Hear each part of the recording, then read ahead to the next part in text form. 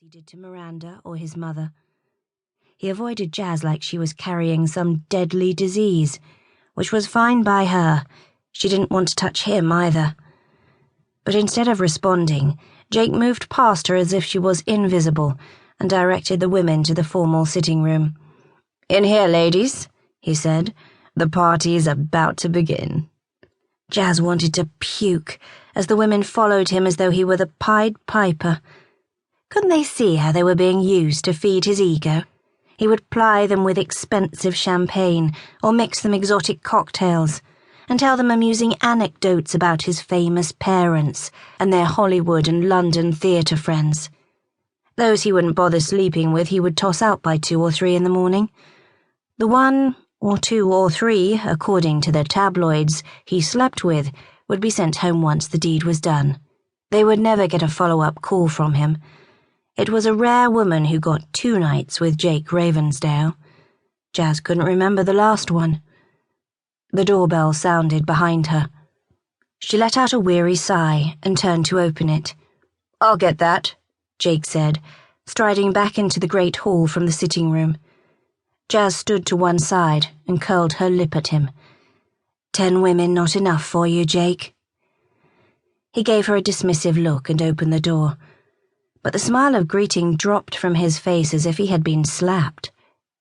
"Emma." His throat moved up and down. "What? Why? How did you find me?" The words came spilling out in a way Jazz had never seen before. He looked agitated, seriously agitated. "I had to see you," the girl said, with big, lost waif shimmering eyes and a trembling bottom lip.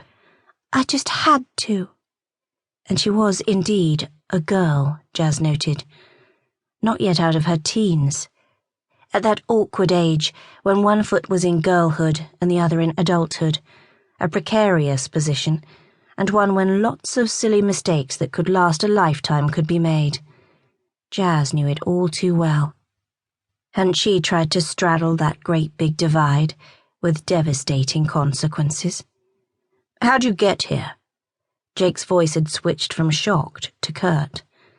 "I caught a cab." His brows locked together. "All the way from London?" "No," Emma said. "From the station in the village." Poor little kid, Jazz thought. She remembered looking at Jake exactly like that, as if he was some demigod, and she'd been sent to this earth solely to worship him. It was cruel to watch, knowing all the thoughts that were going through that young head. Teenage love could be so intense, so consuming, and incredibly irrational. The poor kid was in the throes of a heady infatuation, travelling all this way in the hope of a little bit of attention from a man who clearly didn't want to give her the time of day. Jake was here partying with a bunch of women, and Emma thought she could be one of them. What a little innocent. Jazz couldn't stand by and watch history repeat itself. What if Emma was so upset she did something she would always regret, like she had done? There had to be a way to let the kid down in such a way that would ease the hurt of rejection. But brandishing a bunch of party girls in Emma's face was not the way to do it. "Why don't you come in and I'll—" Jazz began. "Stay out of it, Jasmine," Jake snapped. "I'll deal with this." He turned back to the girl. "You have to leave. Now. I'll call you a cab, but you have to go home. Understand?"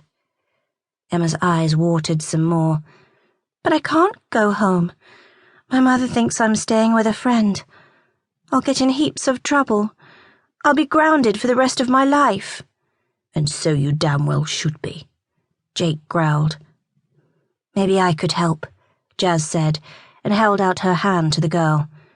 "I'm Jazz. I'm Jake's fiancée."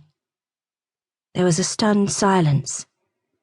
Jake went statue still beside Jazz.